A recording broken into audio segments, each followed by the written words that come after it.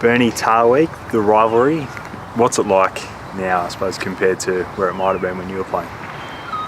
Yeah, a little bit different, but we know how important this game is for both teams. They're not where they want to be on the ladder, and we're not where we want to be on the ladder either. So there's always lots of emotion at the start of these games, and we're conscious of that, and we're also conscious of not burning too much energy through the week, thinking about the hype going into the game.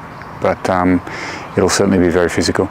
What are you expecting from them, because they're in a position where they really need to get a roll on? Yeah, I mean they've still got lots of individuals who are quite dangerous with ball in hand.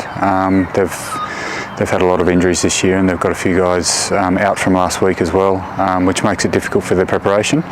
But having that opportunity to play at home and understanding the situation that they're in terms of where they are on the ladder and what these last 4 games mean to them,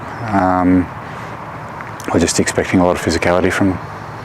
Jack coming in at 10, what do you look for from him this week? Well, what he always delivers. He gives the boys a lot of confidence. He's really good communicator. He understands the system. I think he reads the picture in front of him really well as well. And he's got a good skill set. So, we used him for the majority of games last year off the bench, that last sort of 20-25 minutes, closing out games and potentially chasing down margins last year, and he did a good job with that. So starts this week, and just trying to bring all of those aspects to the first 50-60 minutes of the game. Heard a few people say his rugby IQ is just off the charts. Where do you sort of see it?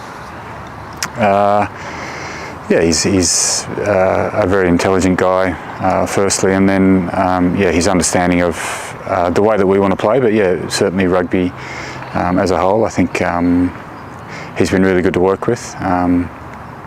And like I said before, he gives everyone around him a lot of confidence, because he does have that really high IQ. We've had a few changes coming into this match. Is this just a case of freshening up the pack? Yeah, a little bit of rotation, yep. So last week Caden Neville had a rest. We've got most of our second row, back rowers are fully fit at the moment, and there is a tough decision to be made every week, but we're also conscious of not burning guys out. So some of the players in the team this weekend have played 13 straight games, or will have played 13 straight games after this one. They've obviously had the bye, and they had a break between the trial games, but you include the trial games there's 13 games in a row for some of the guys, and so we're always conscious of that. We don't want to make too many changes. I guess last year we certainly learnt the lesson when we played the Crusaders and the Force, and we made mass changes. It was quite disruptive to the team and the team's preparation, and we don't want to do that, but we do want to make sure everyone is healthy and fit and ready to play at their best every weekend. How would you assess those fitness levels coming in the last few rounds?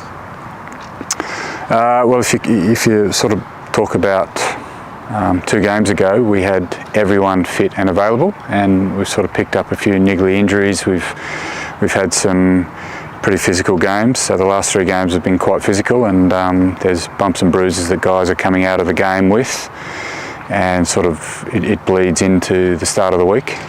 So yeah, like I said, we've got really good depth in the squad at the moment. We've got pretty much everyone available for selection, so we're making sure that we get that rotation, not a lot of rotations every week, but getting that rotation so everyone's ready to perform when they're out there.